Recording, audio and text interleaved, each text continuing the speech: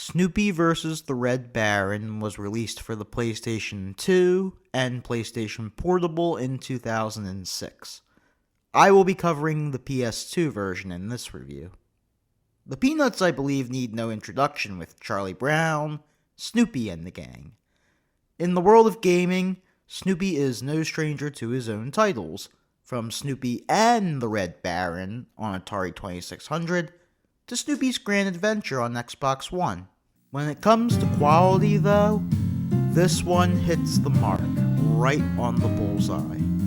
Although it may not have that reputation in the gaming world, as this game flew far under the radar, it definitely earns it, and I hope you agree by the end of this review. I was introduced to this title by my younger cousin back in the day. At the time, I didn't think much of it, but then I bought the PSP version and fell in love. As a third-person flight combat game, it's perfect for those iconic moments Snoopy imagines he's battling the Red Baron as a World War I flying ace.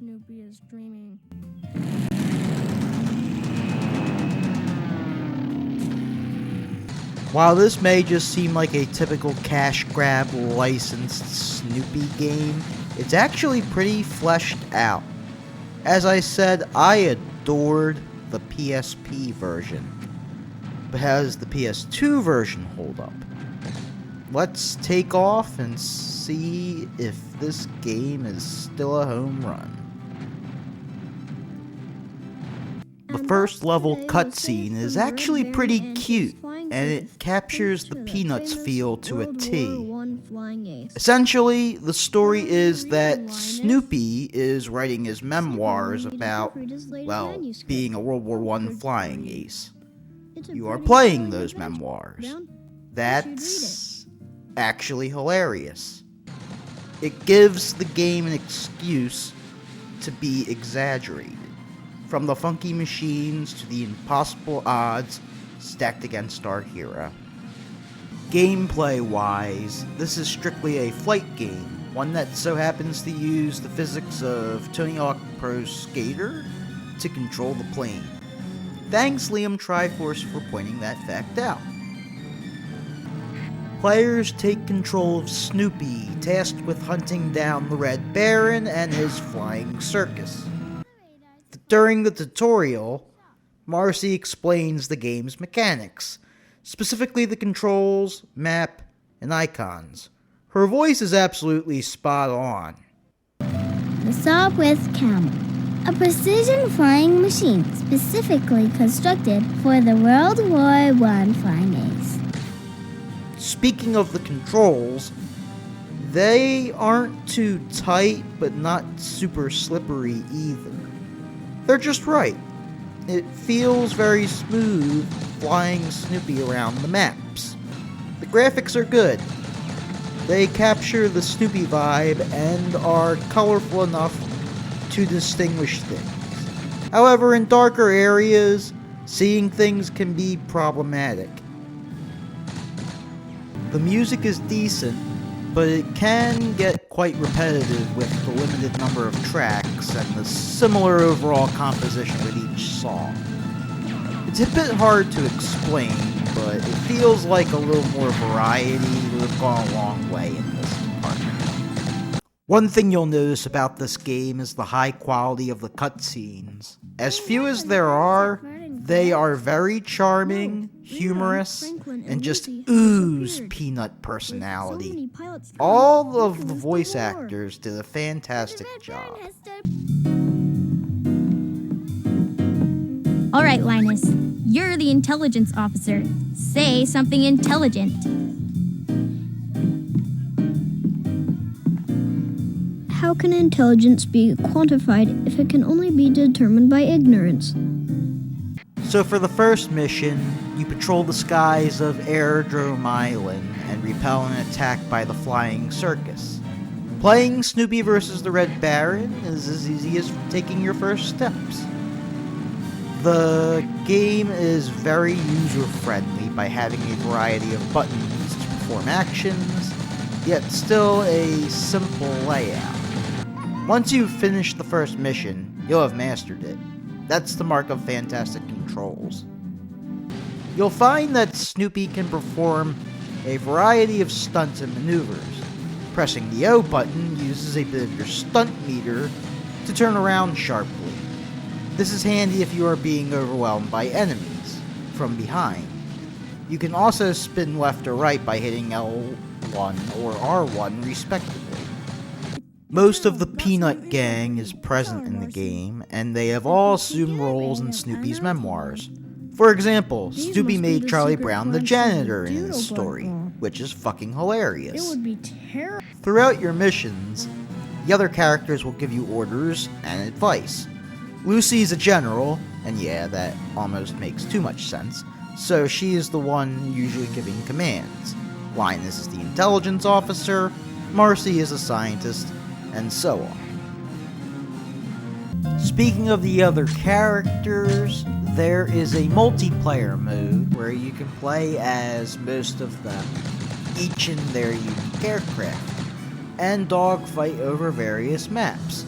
You will need to unlock the other characters, which can be done by collecting letters throughout the campaign to spell their names, then purchasing them with money you collect on your adventure, but more on that later. There are also 10 balloons in each level that you can shoot or touch for. Honestly, I have no damn clue what these things do. They put these things here as a collectible of some sort, yet they don't seem to serve any practical purpose other than challenge. They don't even add to your rating at the end of every mission, which can range from private to general. Now, they do seem to add to 100%ing the game, but again, those balloons seem to be a bit of an afterthought. Speaking of the ranks, getting a general rank is a very tall order in this game, since you have to complete the mission in a certain time frame without dying, accomplish specific tasks that aren't even viewable in any sort of menu, all while having a certain health percentage on your meter on top of that. Snoopy vs. the Red Baron offers a variety of missions, each divided into 6 worlds in a hub, represented by a baseball field.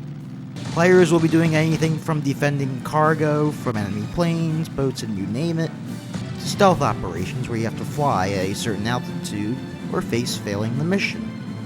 Whatever the case, there's always something new to look forward to. The vast majority of missions are fairly straightforward and pretty easy to complete, especially with the frequent health pickups in the form of root beer.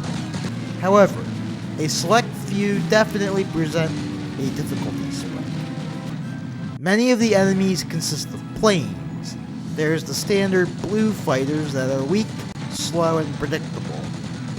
Then there are the green fighters with a few tricks up their sleeves, as well as water balloons, but still not too bad to deal with. The purple fighters are the hardest, being the most unpredictable and quick, armed with Roman candles. Watch the hell out for them. The enemy AI is a bit flawed though, as it's not uncommon to see enemies crash into buildings and even the ground. Other enemies include boats, U-boats, crawler bots, tanks, turrets disguised as rocks, and much more. There are a few boss battles as well, and let me tell you, these can be quite a thing. Usually they consist of Snoopy chasing the boss on this sort of a rail type fight. The bosses themselves are giant, absurd machines, like a log chopper or a driller. The strategy is almost always to dodge their attacks and counter. They progressively get harder, as you'd expect. 3 of the bosses are fought by using woodstock on a gunner. They're okay, nothing very challenging, but memorable nonetheless. There's also a currency system. Sometimes when you shoot down an enemy or blast one of these crates, you get some money which can be used at Pigpen Shop to buy new weapons and upgrade your plane. You can level up your health, stunt, and machine gun a total of 4 times by paying in increasing increments. As far as the weapons go, they seem decent in variety, but they all sort of feel the same in operation. You shoot a projectile and it hones in on an enemy. The differences are the amount of ammo, rate of fire, and damage output. This overall presentation of the special weapons gives the illusion of variety, but the execution is more bland. It's really only something you can understand if you played the game. It would have been nice to see these weapons used in more situations, like having the snowblower freeze more things, or the flame boomerang ignite more objects, or even charges. Yes, there are instances where, say, you need to use the flame boomerang to burn hay blocking your path, but that's about it. 3 of the weapons aren't even required to complete any missions, so they serve no real purpose. You can also use the special weapons to get 100 coins by hitting a certain object. For example, hay with the boomerang, or a barrel of fireworks with the Roman candles. They appear usually once per stage. My favorite of the special weapons is the boomerang because you get infinite ammo and it bounces off enemies to hit others. As one would guess, the final mission culminates in a showdown in the skies with the Red Baron. The fight is more tedious than challenging, as his missiles will always miss if you do a stunt. Also, the arena is littered with health pickups. After defeating him, it's revealed that not only are they launching a rocket at the British Isles, but they also strapped Charlie Brown to the rocket after capturing him, which is freaking hilarious. You shoot down the rocket, Charlie Brown somehow escapes, and the war is won. The ending is humorous and doesn't feel like a kick in the dick, with it just being Snoopy's memoirs, as that was revealed in the beginning. Unlike, say, Muppet Monster Adventures' Dream Ending. It even hints at a sequel. I think it's too bad that we never got one, because I feel like there would have been some potential there. But hey, at least we got this entry. There was technically a sequel in the form of Snoopy Flying Ace, but that was only released for the Xbox Live Arcade via download and, tragically, is now considered lost media. Snoopy vs. the Red Baron is a hidden, underrated, and good licensed title. There was so much care from the development team, and it shows. This is such a cheery, fun, enjoyable experience that I encourage any gamer to give it a try at least once. You won't regret it. Anyway, that concludes this review. Thank you for watching. If you enjoyed, please like, share, and subscribe. Why can't I have a normal dog?